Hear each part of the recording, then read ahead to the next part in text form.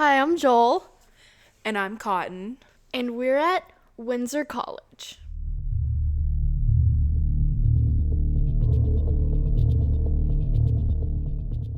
JK, LOL.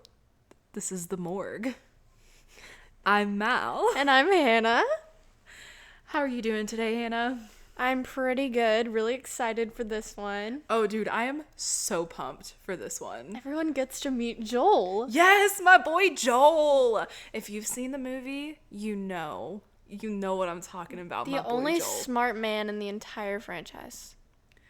The only one, hands down. I love my boy Dewey, but Joel he's so smart. He just said, He said, nope. So here for it. But before we get started, I do want to make a little note. So last episode, I interjected and I was like, yeah, so there's no episode of Morbid on the Gainesville Ripper. I'm a liar. I am a total liar. So listen, I was listening to a different episode of Morbid, and on the queue, it was like, here's another episode of Morbid, the Gainesville Ripper. So yes, there actually is an episode. Like I said, I'm a liar and I apologize. It's episode 24. they're not going to agree to record with us just because of that. You know what? We're not going to talk about us. Morbid, I'm if you're on sorry. there, please. We love you. Y'all are some of my favorites. But seriously, I apologize. It's episode 24, and yeah, they're the bomb. Go listen to Morbid. Also, before we get started, we are gonna be having subscriptions. Yes, we are. Yes, we had a 75% yes on the poll, and I am so pumped. I'm so freaking pumped, y'all. I'm so excited. Like, we're gonna be watching Face Off, y'all. If you've ever seen Face Off, Nicolas Cage and John Travolta, Weirdest combination you could think of, but top tier. I'm so pumped. We're gonna be watching Pulp Fiction. White chicks. Yes, White Chicks. There's gonna be so much good stuff on there. So much good And stuff. we're gonna have some extremely crazy true crime episodes that you're not gonna want to miss. Oh man, like I said in like the last few episodes, I got a list. I have a whole list. Possibly featuring some special guests. Yes, possibly. We'll just have to see. And lastly, before we begin, we are doing a giveaway. Y'all are Hell yeah. really gonna want to be part of this one. Yeah, absolutely. And so we're going to be giving all the details at the very end of this episode. So just stick around, and I can't wait for y'all to know what the giveaway is because it's just so exciting. All right, so let's get into it. Scream 2.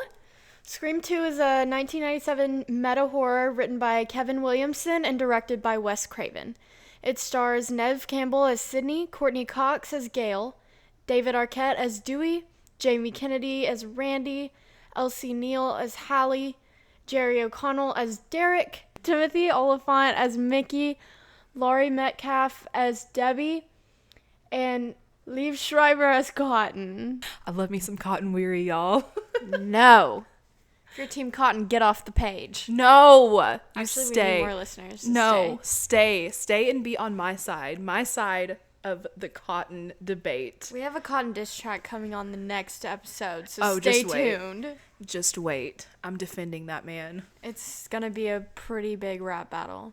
We're gonna substitute our ASMR segment for a rap battle, so you better be watching for next week's episode.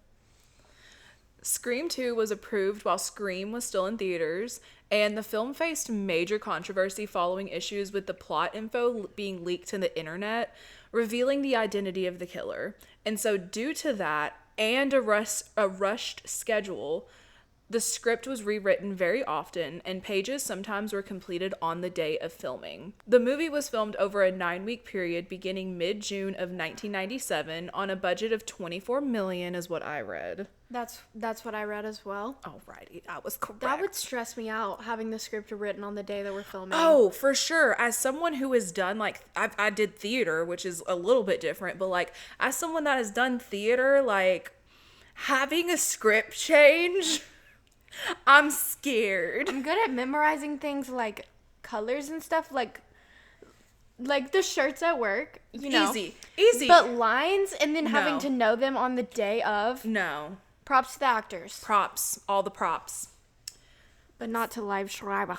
No, we love you. We love you, Liv Schreiber.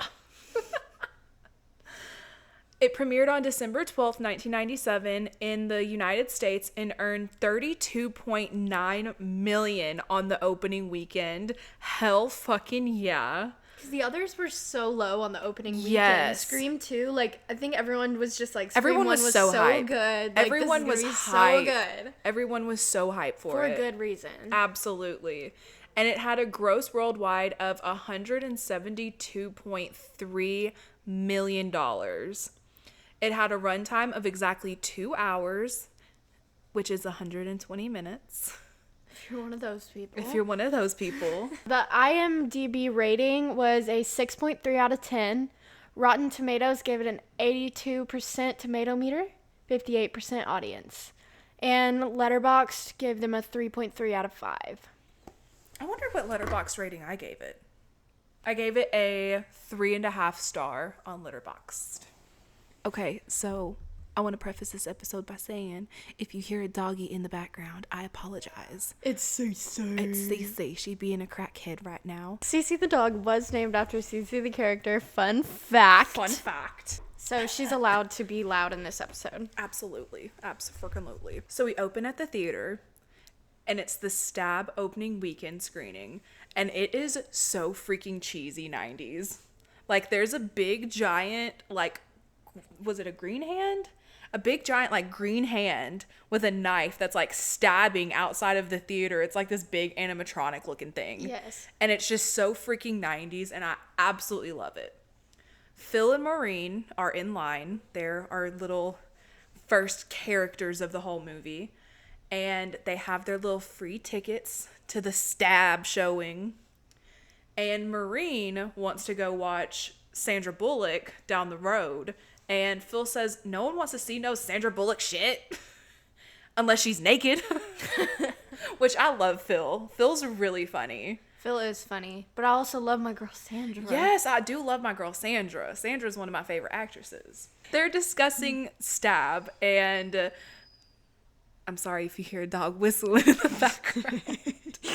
So they're discussing the movie, and Maureen is all like, all it is are these white bitches getting their white asses cut the fuck up. And it's like, it's kind of true. Yeah. It's kind of true. They go in and they get free Ghostface costumes, which are given out by the studio, which I have never been to any premiere. And they given out like a whole Like costumes and everything. Like, that's crazy. A gift bag? Ooh, give me that also, shit. I'd be terrified watching, especially with what happens. Like, terrified watching a movie when everyone's dressed like the murderer. And also with Stab, like, this is pretty recent after these murders. So, like, I would be terrified. Yeah, I think it's been, like, about a little over a year, maybe, I think.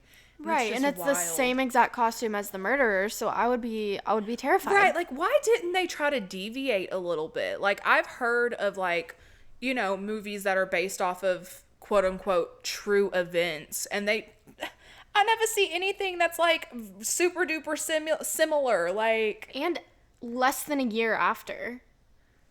Exactly, less than a year after. I could see 20 years after. Like, I'm pretty sure Town That Dreaded Sundown, the actual person that was, like, doing the murders was wearing a sack head. But, like, this was years and years and years later that they made a movie. And then they made a remake. Like, right, like, we knew that man was either dead or locked up. Exactly. Probably dead, though. Anyway. So they enter into the theater, and it's absolute chaos. And it's bullshit. I could not watch a movie in a theater like that. No, I could not be in the theater. They are jumping around. They're screaming. They all got them fake knives and shit.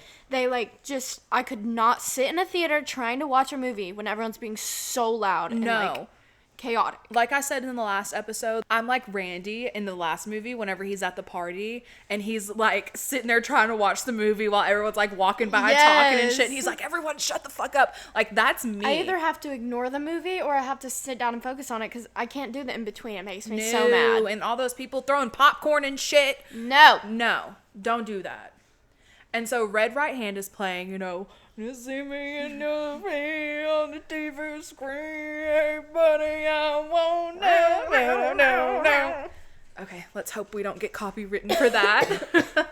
That's playing as the movie opens, and it's filmed in Stabovision. Ooh, which I don't know what the fuck that's supposed to mean, honestly. Vision of stab.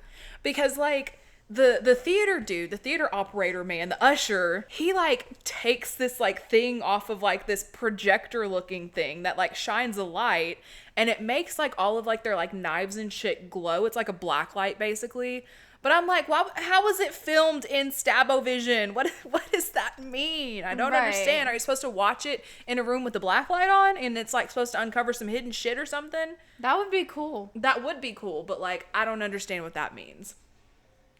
The opening shot in the Stab movie is just like the quote-unquote real events, except, of course, they make homegirl Casey, the in-movie Casey, they make her get naked, which, because, you know, sex sells.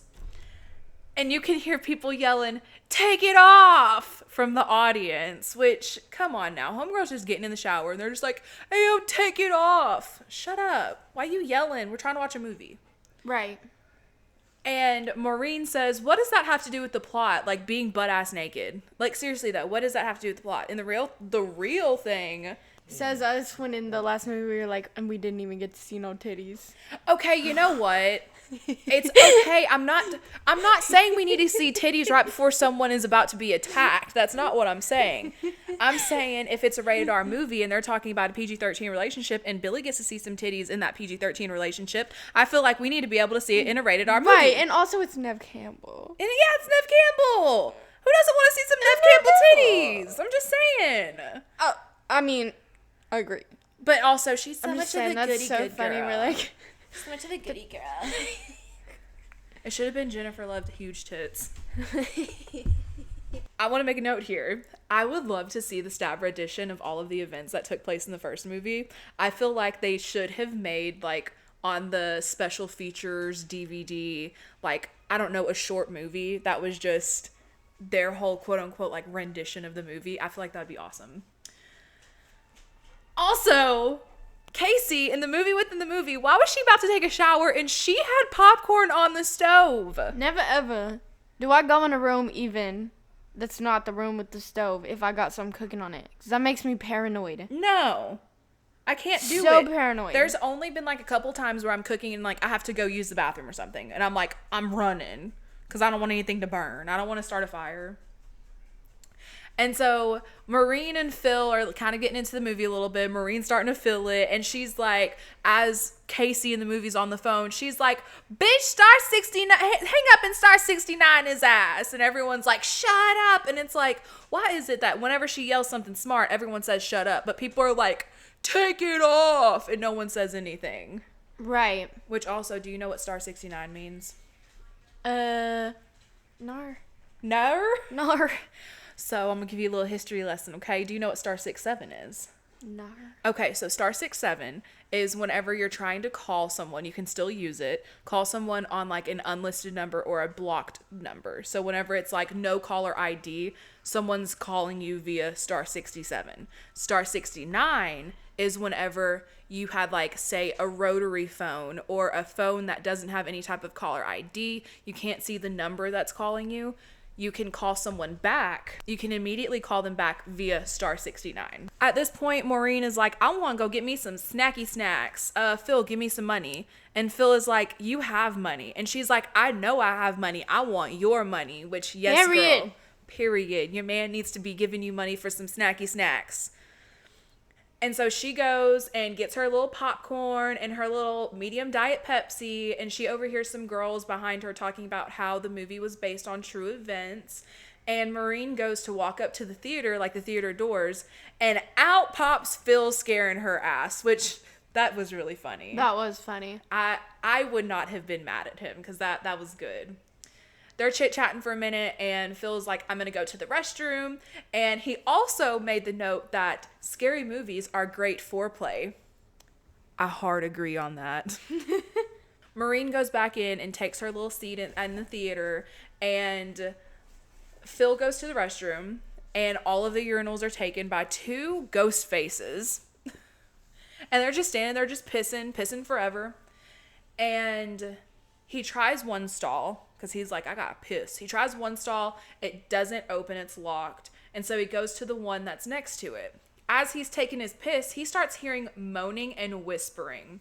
And the moaning and whispering says, I didn't mean it. I swear. I'm a good little boy. Don't, Mommy. Oh my God, I didn't mean it. Why, Mommy? Why, Billy? Why, Mommy? I'll tell you why I did it. Listen, Mommy. Listen, Mommy. What? What? What in the world? And so as the whispering's happening, he puts his ear up to the wall, and lo and frickin' behold, it's Ghostface. And Ghosty stabs through the stall into Phil's ear. Disgusting. So Philip is now dead on the nasty bathroom floor. That's nasty. Ghosty is now in Phil's little outfit, and they return into Phil's seat. He doesn't talk or anything, and Maureen is like, you want some popcorn, yada yada, and he just kind of shakes his head. And it seems like Maureen is actually starting to enjoy the movie. She's like getting into it. She's like telling her like, go, go, go, all of that. And at one point she gets kind of scared. And so like she does the classic, oh, I'm going to hold on to my boyfriend's arm and look away because I'm scared. And when she takes her hands off of his arm, they are covered in blood. And I would run. Ghosty pulls out their knife before she can even, like, she realizes what it is, and she starts, like, pulls out his knife, she starts screaming, she tries to run off, but she is being stabbed, and her stabbing is being intercut slightly with Casey's death in the movie, and it's absolute pure chaos in the theater, so really nobody notices what's happening until Maureen climbs up to the platform that's below the screen, right? She gets up there and she screams bloody fucking murder, and the theater goes completely silent, and then she just collapses to her death. And I've always thought that opening scene is so iconic. So iconic. Because, like, you can look at the first one, and yes, of course, the first one is so iconic, but it's the fact that it took place in such a public place instead of being at a secluded home in the middle of nowhere. Like, this is at a crowded movie, at a movie premiere. And she climbs up to the platform. You know what? Whenever I was writing my notes, I was typing a little fast, and guess what? It's okay, I forgot my notes. I was going to say, if you didn't forget your notes, you wouldn't be reading my notes, so it really wouldn't matter. And you also forgot that way up. Look at how I spelled Courtney. You read right over it. I was looking too hard at the cock to make sure you spelled it correctly. No, I made sure that I spelled Cox correctly this time. But, like, the fact that she climbs up there and screams and then dies, like, that's iconic. So iconic. Iconic. And then it just kind of, like, lingers for a second, and then it's the title card. Scream 2, baby. And it's some, like, very 90s music and, whatever. We're at a college dorm, and a phone is ringing, and Sidney answers it. Our girl Sidney, she's back. And it's a prank call. Hi, Sidney. Hi, Sidney. It's a prank call, and she learns that from her caller ID, because it's 1997. Not a lot of people had caller ID. And she is now in college in Ohio, which, bleh, who the fuck would want to go to Ohio, of all places? I guess people from California are like, oh yeah, Ohio, it's boring there. And I'm like, it's just disgusting there. Too much. To anyone that lives in Ohio, I'm sorry. She's now in college in Ohio, and with the movie premiere, she has been getting a lot more prank calls, but she thinks it'll die off soon after like a few weeks because it is the movie premiere and all. So at this point, we also meet Hallie, her roommate. We like Hallie. And Sidney turns on the TV, and my motherfucking boy Cotton Weary is on there. Hannah was like so ready to say something, and she just... I'll wait for the diss track next week. And he's being interviewed. And fun fact, Kevin Williamson, the writer, was actually the interviewer. Crazy. And Sidney is like looking very triggered. She's like, she gets the crazy eyes. She's like, kind of like foaming at the mouth and shit. And then Hallie is like, girlfriend, you need to go take a shower.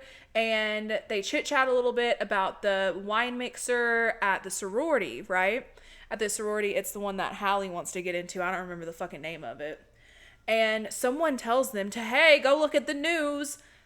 Lo and fucking behold, it's covering the murders that happened at the theater the night before. Sidney ends up leaving her dorm, and the reporters are already like hounding her and shit. And in Dewey's voice, she just wants to get an education. We switch over to a film class. And everyone is discussing the murders. And then they have the famous, are there any sequels that surpass the original? Which the only right answer is Terminator 2, by the way. And the line is definitely, get away from her, you bitch. Not stay away from her, you bitch. Just by the way, we'll cover those movies. We also see my girly bop Cece. And we also see Joshua Jackson, who was in Cruel Intentions with Sarah Michelle Gellar, which is another one that we're going to watch. Okay. And it has Reese Witherspoon. You know who that is? Has our girl Reese Witherspoon in it. Don't ever ask me if I know who Reese Witherspoon is. Sidney ends up meeting with Randy after he gets out of his film class, and they discuss the murder, and Randy talks in a random Australian accent and is like, it has nothing to do with us. People get maimed, murdered at the theater, whatever. I can't do an Australian accent. I'm so sorry. But he was just saying that the crazy shit happens at the theater all the time and it has nothing to do with them. Sidney thinks that there definitely is an obvious connection to them. And then we meet Sidney's new boyfriend, Derek. Tell me your feelings about Derek. I'm not the biggest fan of Derek. I was a little bit suspicious of him for just a minute, but I don't know. He seems kind of boring, and I don't know. I'm just not the biggest Derek fan, but if it comes to him or Cotton, Derek all the way. I am a fan of Derek. I think he's a good guy. Of course she is. You know what? Fuck you. I think he's a good guy. So that's my thought on it. He's definitely a good guy. He's just him and Sidney don't make sense. Well, they don't make sense. I don't know, because I'm pretty sure, now that I'm thinking about it, whenever we're first introduced to Billy, is he not wearing damn near the exact same light blue polo shirt that Derek is wearing whenever we first meet him? Or am I just tripping? No, he is. So it's like almost the spitting image except for the head. I'm just saying they're both wearing khakis too, I think. But they look nothing alike. Billy gives 90s bad boy and Derek gives... No. Because Billy at that point was not really giving 90s bad boy. He was giving 90s prep boy. And that's in that scene. But in that the specific movie, scene. Yes. Yeah, in the movie he gave bad boy. And in this movie, Derek gave just he's a frat boy. He's a frat goody boy. He's when you hear frat boy, you think chad. But he's giving very he's goody two shoes. He's okay, so he's definitely not a Pike and he's definitely not a Kappa Sig. He's one of those that are my dad owns the whole entire city and I get a gram for $60. Let's keep it real. And I think that that's a deal. I crack myself up. God. And so Derek and Sidney kiss in front of Randy, and you can tell that Randy still has a thing for Sidney, which I totally stan Randy and Sidney. I'm just saying. Exactly. That would have been better than Sydney and Derek. Yeah, I agree. So then there's this cool shot that's showing the whole college, and it shows all the news crews that are there, and our girl Gale is back, and she is covering the story, and we meet my motherfucking boy Joel. I love Joel. He's the best character in the whole entire franchise. That motherfucker, like we said in the beginning, he is so smart, and I love him. I don't know, I forgot what the actor's name is, but I love you. Then a lady named Debbie Salt comes up to talk to Gale, and she's very annoying. And she's also played by Laurie Metcalf, which we mentioned in the beginning. She was Jackie in Roseanne and the voice of the mom in Toy Story, which Hannah absolutely hates. It scares me. I'm sorry. I'll How watch does scary it movie. scare you? Listen, I have my reasons. I have my reasons to be afraid of toys that come alive. If you've seen the Big Purple Bear, you know. The big purple bear? Third one. What, you don't like him? No! Lotso? You don't like Lotso? What about in the other ones? Can't talk about this. What about the other ones? They're just not good vibes. Okay. Lotso's a fucking creep. No one likes Lotso. But like in the other ones, hate all of then them. there's poor big baby with the fucked up eye. That's scary. Scary. Did you ever see That shit's scary. Did you ever watch the first one? Yes. You know the little thing that's in Sid's room that it's like the head, it's like the baby head, and then it's like the spider arms. I don't like And that. it's all like metal. You and know I don't shit. like spiders. And then there's like the two legs. I don't with, fucking like, know fucking- spiders. There's the two Barbie legs, and it's on the fucking little fishing pole. That shit is so funny. And then there's like the little thing that like rolls around and has a little head on it. I love Toy Story, y'all. And so Debbie is trying to like talk to Gale, and Gale says, "Your flattering remarks are desperate and obvious." And the police chief holds this press conference, and Gale makes it known that it is her press conference because she's asking all of the hard questions before the man can even speak. And I love that. That is girl boss energy. 10 out of 10. Here for it. Sidney and Randy see Gale, and Randy makes the comment of calf implants apparently, which I don't really know what that means. I don't think that's a real thing. And then some sorority sisters come up. This is the sorority that Hallie wants to get into. They come up, and it's so obvious that they want Sidney to join the sorority, but Hallie wants to join so bad, and she's up there already dressing like them in her frilly little fucking dress and her little fucking cardigan, and she looks goofy in that dress, and they all look fucking goofy in their dresses. And I cannot remember the actress's name, but I know the one with the super duper blonde hair is now married to Ellen DeGeneres. And then the other chick is in the movie Urban Legends, which we're going to cover eventually. Bet. Sidney sees someone wandering around, and it's Dewey. My boy Dewey. Our boy Dewey. And we hear the Dewey song in the background, which you can kind of realize, like, once you watch all the movies, you're like, oh my gosh, every single time Dewey first, like, pops up, it's like this little song in the background, and I absolutely love it. And it's just kind of like a breath of fresh air for Sidney. And they chit-chat a little bit. Sidney says that everything was going great up until now, and that she's in theater with a starring role, and that she's seeing someone, and then she kind of trails off. Which I said just then, in the theater, some bad shit always happens. Some bad shit always happens Especially in a theater. scary movie. Oh, for sure. A theater is a very scary place. Have you ever been in a theater at night? Yeah. It's terrifying. I hate it. So Dewey is there because he's worried as fuck, and he says that if someone's trying to be a copycat, that they're probably already in her inner circle, which is very fucking scary. Like, imagine just having to live your life like that, being just totally terrified that someone is, like, just latching on to you trying to murder you. Sidney meets back up with the group, and Randy's like, I'm gonna go say hi to Dewey. And Gale's ass creeps up with my boy Cotton Weary. And of course, this catches Sidney completely off guard. And Gale tries to do just like an impromptu interview. and Sidney almost punches Gale, and Gale's like, ah. And so Sidney straight up gets all the power and backhands that bitch. And it was so fucking funny. I'm like, damn. Hallie says, did you get that on film? And Joel mocks her and says, yes, I got that on film.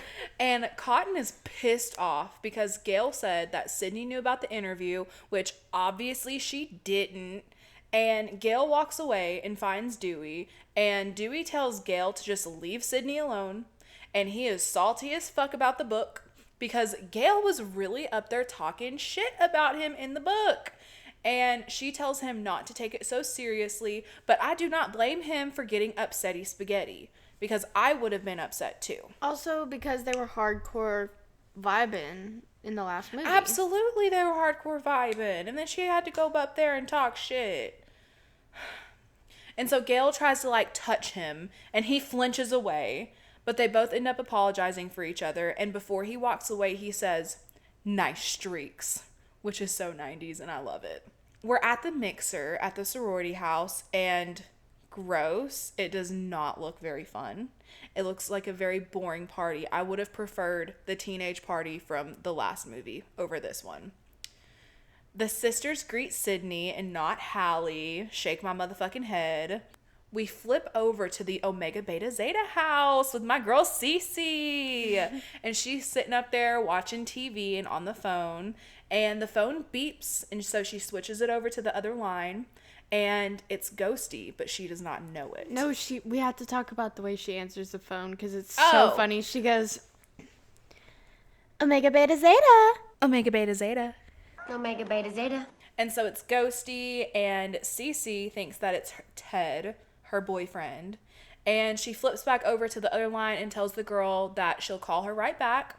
And Cece goes back on the other line and is talking to Ghosty. And he says that he's not Ted. And explains, and she ends up explaining that she's at the house alone. Which I'm like, Say, come on. Why you gotta do that? Why you gotta do that? You're literally talking to a stranger. He's literally said that he is not Ted. So why are you telling him that you're home alone? And then he says, do you want to die tonight, Cece? Ooh. And the other line beeps. And it's the same girly. And Cece hears some movement upstairs. And she almost goes up to investigate. But then she decides to go outside instead. And the phone, like, can't reach the receiver. Which was one shitty thing about having, like, a landline that was also cordless. If it's not near the receiver, it's not going to fucking work. And so it's all like breaking up and shit. And she tries to call campus security. And of course they can't hear her because it's staticky as fuck. She even hears the static. And boom, a jump scare. It's a sorority sister. She says that she had to change before the party. And as they're talking, we see Ghosty literally sneak in the open front door. I'm like, girl, why didn't y'all just shut the door? It makes no sense. Why leave a door wide open? Weren't you just terrified? And so the phone rings and the other girl answers it and he says that it's Ted. And we all know that it's actually Ghosty. And the other girl leaves and she's like, don't forget to set the alarm. And Cece gets back on the phone and is like, oh, hey, Ted. And he's like, this isn't Ted. And be sure to set the alarm. So she sets the alarm. And she wanders around the big empty house. She's like, there has to be someone in here. She's wandering around. And we hear the phone ring. And it's one of those really cool translucent corded phones, which you did not have the pleasure to see growing up. I'm pretty sure my brother had one, but it's one of these, like, it's a phone that's shaped like this, right? And it's just a regular phone, except it's translucent, and it's all colorful and shit on the inside. I remember, because I thought that was cool watching it. Oh, man, those were, like, the coolest phones ever. I always wanted one.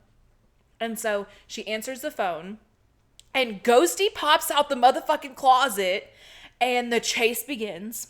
Cece's dumb ass runs upstairs, throws a potted plant on this person, And as she's running up to the 3rd floor, she throws a bicycle at him.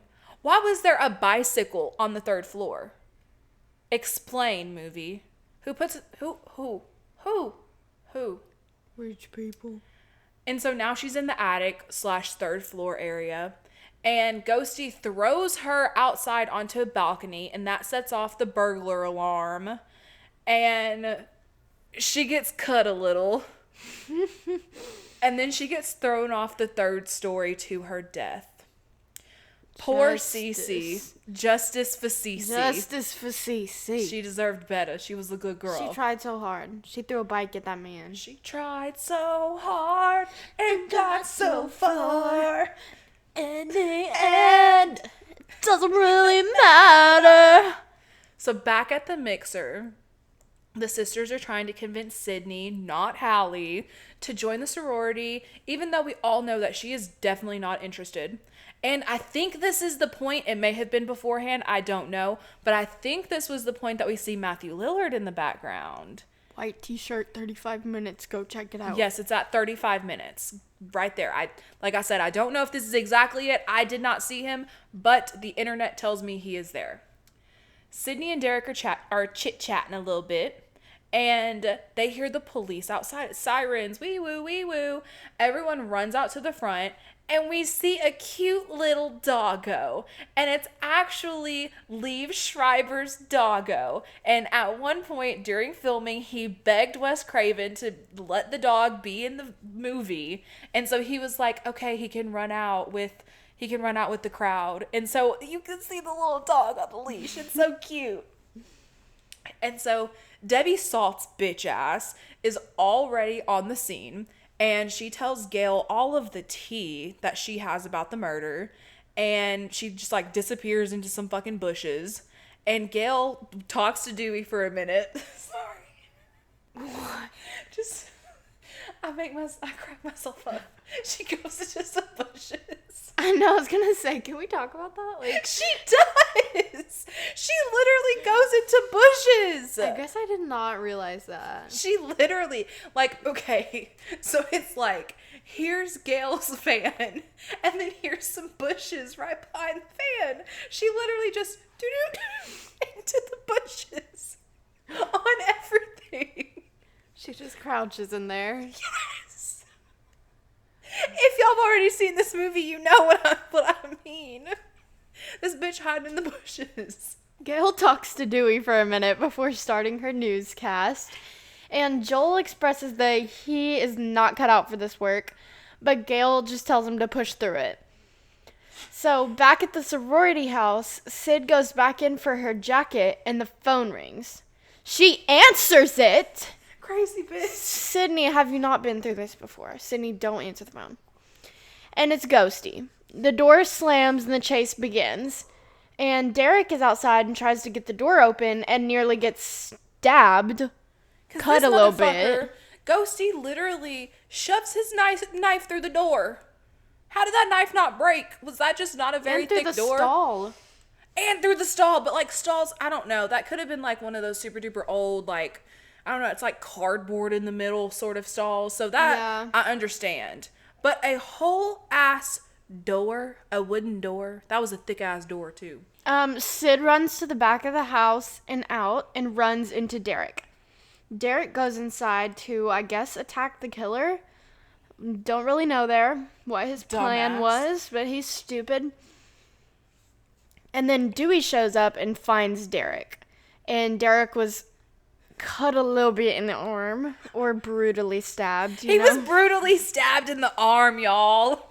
He really was. At the hospital, Mickey has been questioned, and Hallie's up next. So she leaves to get coffee, and Mickey chats with Sid, making her question why Derek went back into the house, because that is a little bit suspicious. Why would he go back in the house? It makes no sense. It's either suspicious or stupid, and either one should be a point of concern for Sidney. And so Derek's now talking to the police as he's being all stitched up and shit, and he explains what happened. And the nurse or doctor that's, bandaging him up says that there was 0 nerve damage as well. And as the cops question him, they're like, so he just cut you and left?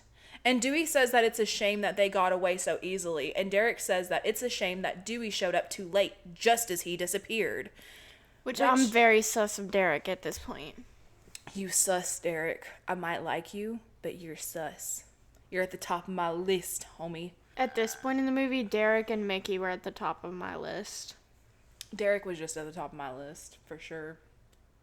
And so now we're back at the police station, and the chief is like writing down all of the names of the victims so far, and Gale ends up connecting the names with the names of the victim from the past events. There was Maureen, then there was Phil Stevens, which Steve from the first one, and then Cece's real name was Casey. So Maureen, Steve, Casey. Makes Maureen sense. in the first one? Maureen was Sidney's mom. Oh, yeah. Yep. So Sidney's mom, then Steve, then Casey. And so Dewey ends up questioning if any... Per Gale for Right. connecting that. For connecting that, for sure. And so Dewey questions if someone's trying to copy Woodsboro. And this is honestly like the last that we hear about this copycat thing. Because after this, shit just gets kind of crazy. And so Derek and Sidney are walking around, and then there's some bodyguards behind them. And Sidney kind of like breaks it, not necessarily breaks it off with Derek, but is just like, I need a little bit of space from you. Because she's like, I don't want you to get hurt.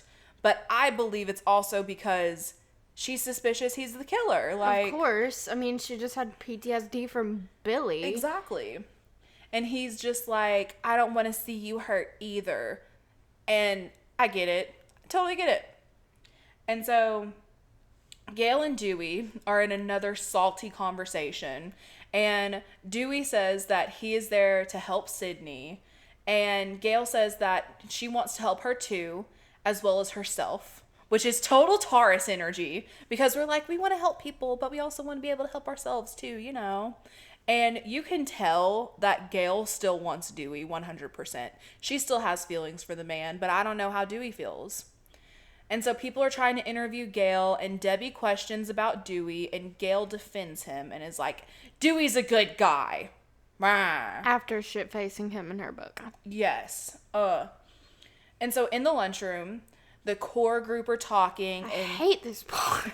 Yes, I kind of skip over it a little bit. The core group are talking, and Mickey asks about maybe Randy being the killer, and Hallie says that he's harmless. Like, don't put Randy into this. Poor Randy. And Sidney comes up, and we learn a little bit about the bodyguards. There's Officer Richards, who's a Capricorn, divorced father of 2. And then Officer Andrews, who's a Gemini single, and she thinks he's gay. So, there's that. Derek gets up and starts singing. Which, whenever I was younger, I thought it was really cute and loving. No. But now I would fucking hate it. And I feel the secondhand embarrassment for Sidney. But Jerry O'Connell fucking killed it. Bravo to him. He really did. And the whole cafeteria erupts in applause whenever he finishes. And Derek gives Sidney his Greek letters, which is a giant faux pas. And the brothers are going to haze him. But it's all in tradition. So he gonna get his ass beat, whatever. And so on TV... Tori Spelling, y'all, Tori Spelling is being interviewed for her part as Sidney. I told y'all last episode to remember that. Sidney literally said, just my luck, they'll cast Tori Spelling. And look at that, they casted Tori Spelling. We said remember quite a few things. So yes. If you didn't remember all of them, go back and watch the first one. Absolutely. We get a stab movie rendition of the hallway scene where Billy blames their fucked up relationship on Sidney's mom's death. And it's Luke Wilson playing Billy, and I literally just could not take it seriously. Because, like, first of all, it's Luke Wilson. Second of all, Luke Wilson, why are you playing a teenager? You were like 30 back then. Come on. And so Dewey and Randy are chit-chatting over milkshakes, and Randy tells Dewey the rules of a sequel. Number 1, the body count is always bigger. Number 2, the death scenes are always much more elaborate with more blood and gore. Carnage candy, your core audience expects it. And number 3, if you really want your film to become a more successful franchise, never ever, and Dewey cuts him off. But there was a teaser trailer for this movie, And it says that the rest of the rule is never ever under any circumstances assume that the killer is dead, which goes hand in hand with what Randy said at the end of Scream whenever he's like, the killer's always comes back for one last scare. Mm-hmm. And so they kind of go through their own little suspect list: Derek, Mickey, Hallie, themselves, and Gale. And we learn that Dewey has a severed nerve, which is why he walks with a limp, which is really sad. And back outside, Gale is talking to Joel. And Joel is reading her book, right? The Woodsboro Murders. And he's flipping the fuck out. He says that the rational thing to do is to leave, especially since her last cameraman was gutted. And she says that he wasn't even gutted. She made that all up. His throat was actually slashed. And so Joel says, slashed, gutted, the man ain't in the union no more. And Gale chops it up to drawbacks.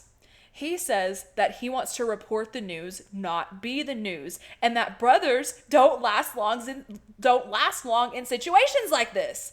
And Gale is like, this is national television, motherfucker, and convinces him to stay on the job. Which, fuck that shit. I would be out. I would have been out long ago. Peace. In the theater, Sidney is talking to her drama teacher, and I think she's like wanting to quit the role personally, and he convinces her that the role was made for her and that she should do it. They're going through this dress rehearsal, and there are people like dancing around Sidney and stuff, and they all have on these masks, and it turns out that one of them is actually Ghosty, and she's not necessarily attacked, I would say, but like she's scared enough, and she's like all up on her main character energy bullshit, and she runs out crying. She's like, oh, woe is me, I'm Sidney, and I need to run out dramatically. Which, to be fair, she's been attacked by Ghosty many times. I mean, yeah, I get that, but like... But the way she runs out... It was just the way that she did it. She just really gives the... She had that look on her, that sad look on her face where it was just like... Right. And then she wiped her nose. I would have been screaming like a bitch running out of there. Right? I would have been like, someone trying to attack me! Backstage, Derek shows up, and she asks why he's there and that Mickey was supposed to come and get her. But he says that they swapped, and Sidney is scared that it was Derek who attacked her, which I totally get that. And he's kind of overstepping a little bit. He's very much overstepping. He's like, but Sidney, I love you, Sidney. And Sidney's like, I need some distance, bitch. And that he doesn't have any say in that decision, which, good for her. Put up your boundaries, girlfriend.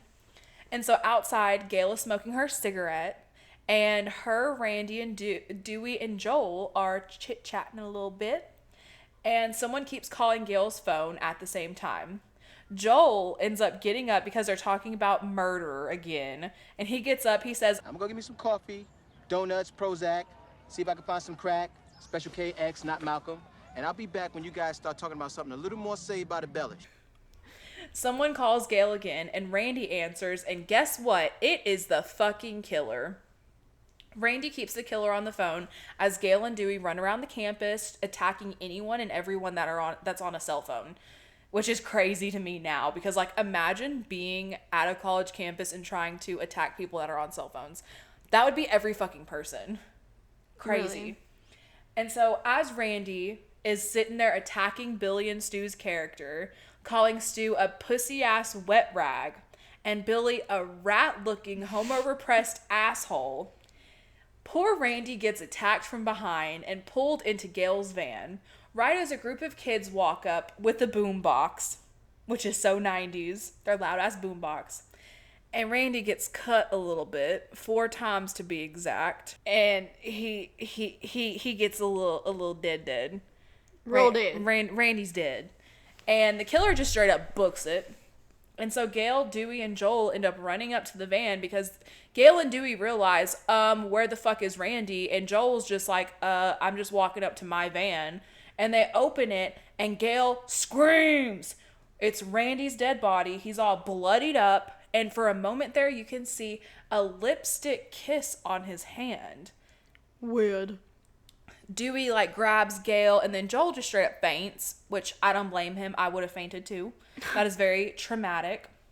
And so in the library, Sidney is trying to do a little bit of schoolwork, and she gets an IM, an instant message, and it says, "You're gonna die tonight." And so she like stands up being all dramatic and shit. So her bodyguards come up, and the IM says, "The police can't save you." And so then the bodyguards put her in a quote unquote safe place to wait. And Cotton motherfucking Weary pops up, being at this point the biggest suspect, because he is being a total He's so fucking fishy. creep, begging for his 15 minutes of fame by getting an interview with Diane Sawyer. Sidney keeps trying to turn him down, which is completely understandable, and he's all up in her face and shit. And he feels like he deserves a little exposure because she drug his name through the mud, which is understandable. And we get a look at his boots, which were the same pair that the killer wears, actually. And as Sidney is trying to leave, he starts a straight up scene in that bitch and gets detained by the bodyguards. At the police station, Cotton is questioned, and they want to pin everything on him. And he's just like, "Book me. Fucking do it. Book me, because I know I didn't do anything." "Yeah, baby, I know you didn't do anything. It's okay." I don't know. Meanwhile, Sidney learns of Randy's death, and it's really sad because she's like super duper distraught. And yes, people have cried in these movies, but I just felt like it was just really genuine in that moment. I don't know. Yeah, it was. It just seemed really genuine. And that was one of her friends that had been through the first part with her. Exactly. That was probably like one of the only people that she like felt that connection with, that has been with her through and it. he knew so much, she felt Yes. comfortable with him. And so Cotton ends up kind of going off on the police because he says that he's innocent, and the chief says that they have to let him go because they have nothing on him. And Cotton, as he's leaving, kind of gets into it with Gale, and he makes himself just even more of a suspect by being a fucking creep. Like, love you to death, my man, but you're being a fucking creep.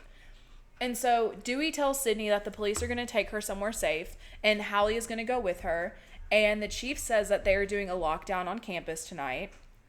And so the reporters end up hounding Gale as she's leaving the police station. But then Cotton comes out. Which I think this is like payback for Gale. Yes. Getting hounded by reporters because she's absolutely been that. Because she has been the reporter hounding everyone. But then they end up hounding Cotton instead. And Debbie tries to talk to Gale, and Gale just goes the fuck off. She's just like, "Leave me the fuck alone, bitch. You're fucking weird." And I love that part. oh, me too. She's like, "Give it a fucking rest." And so Debbie walks away in her ugly ass pantsuit. That was the ugliest suit I've ever seen in my entire life. So bad. And this part right here. Joel shows up, and he is pissed off, and this motherfucker straight up quits. He says, "Here's your camera, here's your tapes, I'm out." And Gale is like, "No, please, no." And he's just like, "I'm out, bye." And he walks away, gets into a cab, and leaves. The Smartest man smartest in the movie. motherfucker. The smartest motherfucker in any horror movie ever. Would I have Straight done it up earlier? Books it. Yes, I would have done it Yes. earlier. Absolutely. But Joel did it there. I think part of it was like, okay, this is a job. He probably needs money. He's just like, I really can't quit this. But then once his van gets impounded as evidence because someone was murdered in it, that's whenever I'm like, okay, I can see why that was his breaking point. And so Dewey walks past Gale, and she says that she feels really bad right now. And Dewey asks if this is just another Gale Weathers performance. And she says, "I just want to find this fucker." So they join forces. Ooh. And Gale comes up with this idea of looking at the tapes that Joel shot because she assumes that the killer would be on the tapes. And so they find their way to the film school to find a VCR. So fucking 90s. And they find one in one of those awful auditorium classrooms. I hate those classrooms with a burning passion. And they turn on one of the tapes, and for some reason, the tapes make them horny. Because they get up on the table and they start making out, groping each other and everything. And suddenly, the video turns on another TV while Dewey is groping Gale's titty. They straight up stop, and his hand is just still on her titty. And the footage on the video is footage from every victim moments before their death. And then it switches to live feed of them. Ghosty is in the projection room above the auditorium. That's why you don't mess around in no auditoriums. And Dewey goes up there and finds no one. But someone pops out and attacks Gale. And Dewey, he fucking falls down the stairs like a goofy ass. To be fair, he has dead nerves. I I'll mean, I defend get that. Dewey till I die. I get that. But why are you trying to run and you know that you have dead nerves, my guy? Right. He trying to save his lady. I get it. And so the chase is on. He just touched her titty. There's a bond. Yes, he groped her titty for sure. And so the chase is on with Gale and Ghosty, and she ends up running into a recording studio of some sort. And of course, it has no lock on the door. And Ghosty comes up and almost sees her, and he enters the same room that she's in. She hides within the maze of soundproofing walls, which never made any sense to me at all. I still don't understand it. And luckily, she makes it out safe for the time being in a room with no lock on the door, of course. And so Dewey comes in one of the rooms and sees Gale, but the room is soundproof. So she doesn't see him banging on the glass right behind her. And Ghosty comes out and gets Dewey and cuts him multiple times. This part pissed me off. He is bleeding from the mouth and everything. I am stressed out. We can't lose Dewey. No. And so Ghosty tries to come in the same room as Gale, but she knocks a metal bookshelf in front of the door, and Ghosty Pop tries to break the glass, but is unsuccessful. And as Gale looks away for literally 0.2 seconds, Ghosty disappears. They gone, out of there. And so meanwhile, Sidney and Hallie are leaving for the safe house, and Derek is waiting outside because he wants to see Sidney one more time before she goes. You need to leave her the fuck alone. Yes, he's overstepping as fuck. And plus, there's a lockdown. You ain't even supposed to be outside. If he cares about her at all, he will understand that she has PTSD from horrible boyfriends and these murders, and he would just give her space. Give her some time. Another reason I hate Derek. He also wants to just let her know that he'll still be there when it's all over. And she gives him a kiss, and it's a kind of bittersweet goodbye. And as they drive off in the distance, we see some people running around, and it kind of looks like ghost faces. But actually, it's the frat brothers, and they're there to haze Derek. And so they grab him and they tie him up to a prop in the theater, and they haze the fuck out of him while everyone else is just getting buck wild in that bitch, getting drunk as shit. Looks like a good time. And so Sidney and her little posse are waiting at a red light, and Hallie asks where are they going, and one of the officers says, "If we tell you, we'll have to kill you." Read the fucking room, sir. Right, like what? That made me so sus. In that moment, that made me so sus. I was like, God damn it, don't tell me it's the fucking cops. I really don't think I was suspicious of them. I was just like, why would you say that? Come on. And then Ghosty pops the fuck out and slits one of their throats, and the other one gets out and tries to attack Ghosty, but Ghosty gets the upper hand and beats the hell out of this man. And so Ghosty gets in the car and runs over the officer, and the officer is like on the roof of the car and is like, get the fuck out. And Ghosty loses control. Which, props to the officers, they did a pretty freaking good job fighting back in this. Like, he jumped on top of the car while it was going. Like, I don't know. I thought they did a great job trying here. And then this part is nasty. Ghosty ends up losing control and rams into a construction site. The car crashes, and the officer dies on impact via pole through the head. Big ass metal pole straight through his head. It's disgusting. Fatality, if you're a Mortal Kombat fan, because damn. He did. And so Sidney and Hallie are trying to get out, but their doors are locked, of course, because it's a police car.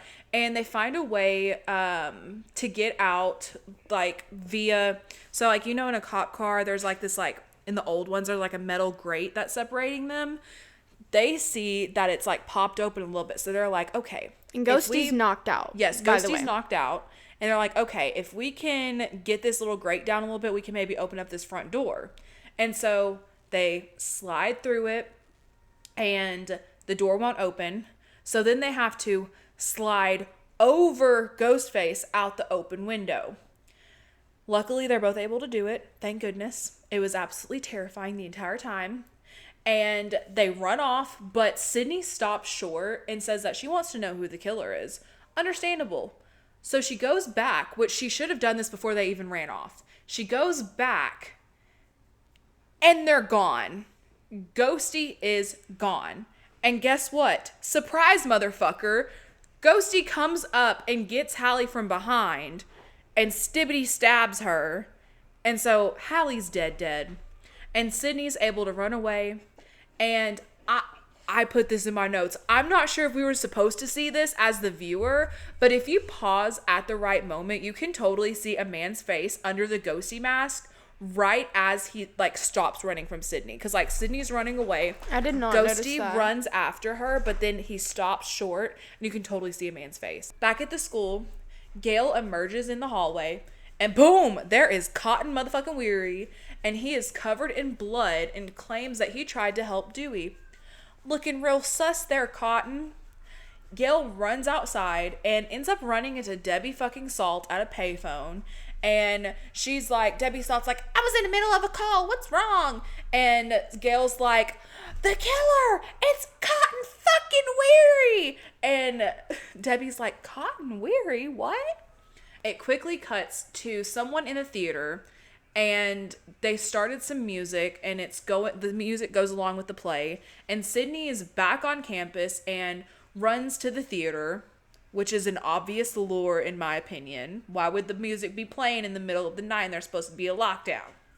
Makes no sense. And so she goes up on stage, and Derek falls from the ceiling, still strapped to the stage prop.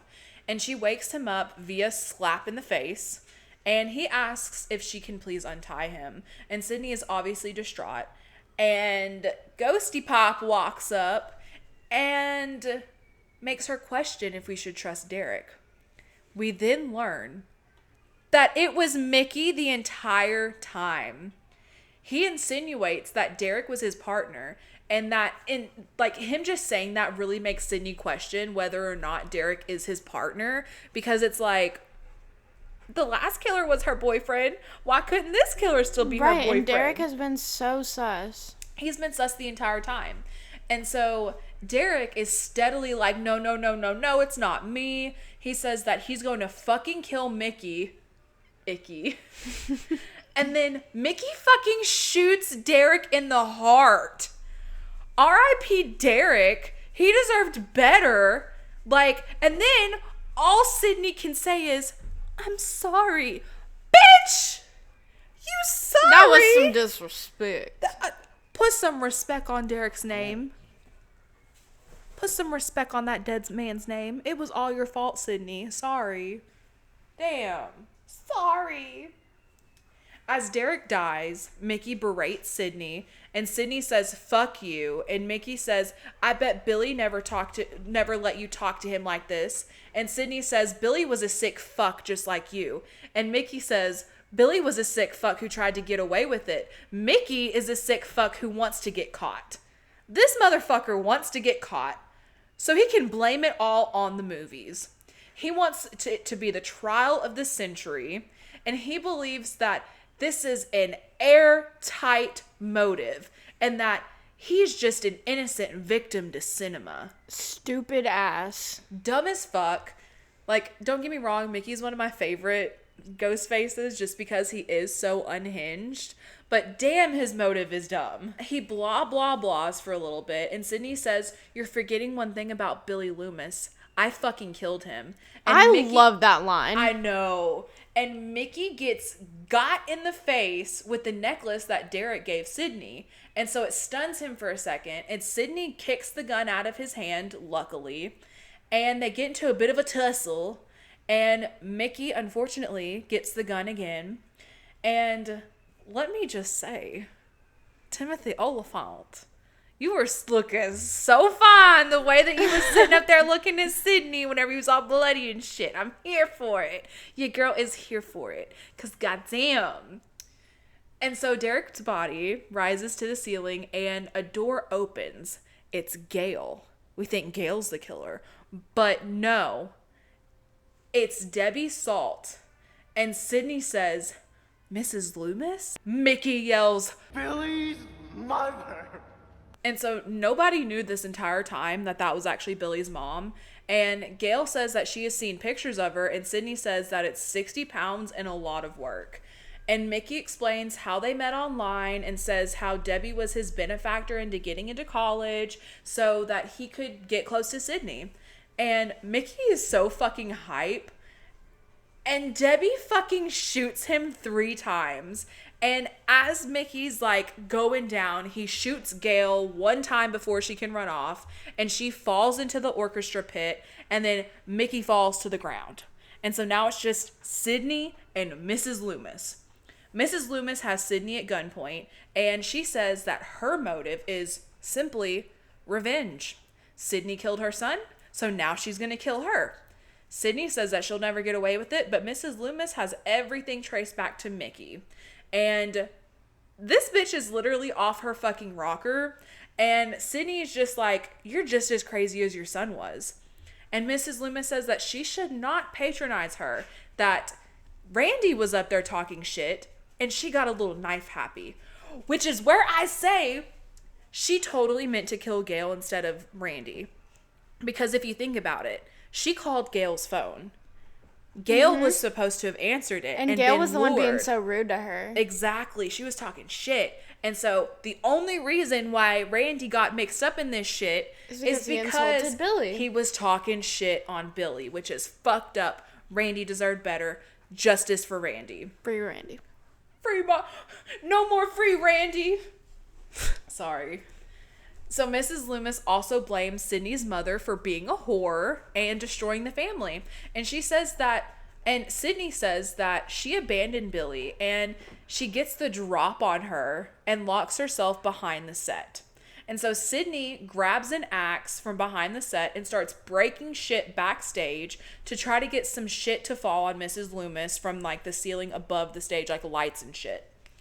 And so all this stuff's falling on her, but then Sidney gets some rocks to fall on her, and I don't know if they real rocks or if they're stage rocks, but Sidney thinks that Mrs. Loomis got.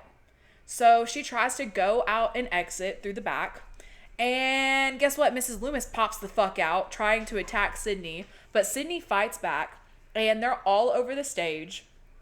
Then all of a sudden, Cotton fucking Weary shows up, shooting in the air and shit, being like, pew pew, surprise motherfuckers, it's Cotton Weary in this bitch.